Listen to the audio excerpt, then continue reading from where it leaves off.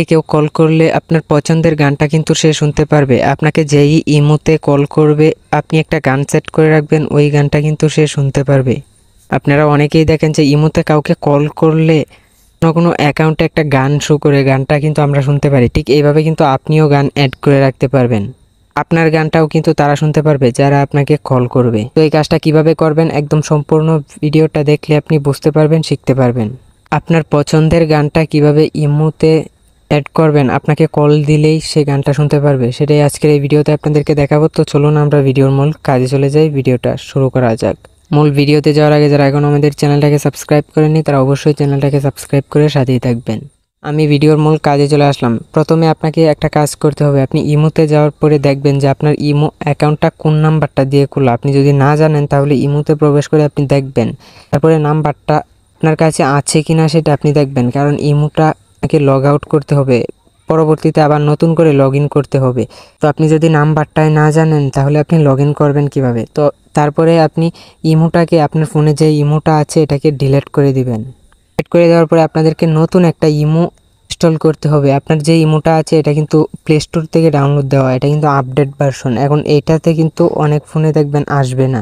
গান সেট করার যে অপশানটা এটা কিন্তু অনেক ফোনের মধ্যে আসবে না, কারণ এটা আপডেটের কারণে কিন্তু পরিবর্তন হয়ে গিয়েছে। তো আপনি কি করবেন, আপনার ইমোটাকে আনইনস্টল করার পর একটা ওল্ড ভার্সন ডাউনলোড করবেন। তো এর জন্য আপনি গুগল ক্রোমে চলে আসবেন, তারপরে এখান থেকে লিখে দিবেন ইমো ওল্ড ভার্সন।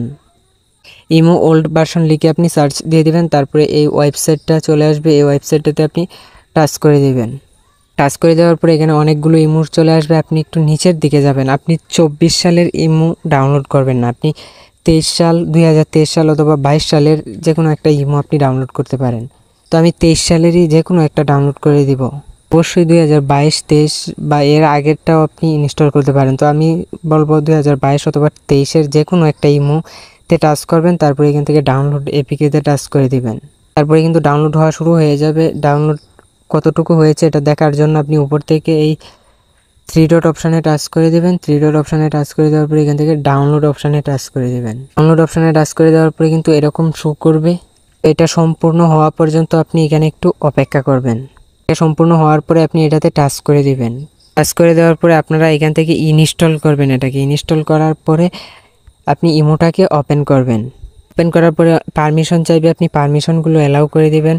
চাইতে পারে আপডেট, চাইলে কিন্তু আপনি আপডেট দিবেন না। আপডেট দিলে কিন্তু আবার আগের মতো চলে যাবে, আপনি কিন্তু সেটিংসগুলো খুঁজে পাবেন না। তো অবশ্যই আপনাকে আপডেট না দিয়ে ইমোটা ব্যবহার করতে হবে। তো তারপরে এখানে আপনি যে ইমো নাম্বারটা দেখেছিলেন অথবা যেই নাম্বারটা দিয়ে আপনার ইমো খোলা ছিল এটা তুলে দেওয়ার পরে টিক মার্কে টাচ করে দিবেন, তারপরে ওকেতে টাচ করবেন। আপনার সামনে যদি এইভাবে আসে আপনি কখনোই আপডেট দিবেন না, আপনি এটা কেটে দিবেন। তো লগ ইন করার সময় আপনার কোড চাইতে পারে, কোড চাইলে অবশ্যই কোড দিবেন। আপনার নাম্বারে একটা কোড যাবে, ওই কোডটা দিয়ে দিলেই হবে। তারপরে কি করবেন, আপনি ইমো অ্যাকাউন্টের লোগোতে টাচ করে দেবেন। ইমো অ্যাকাউন্টের লোগোতে টাচ করে দেওয়ার পরে এখন আপনি এখান থেকে সেটিংস অপশানটাতে টাচ করে দিবেন।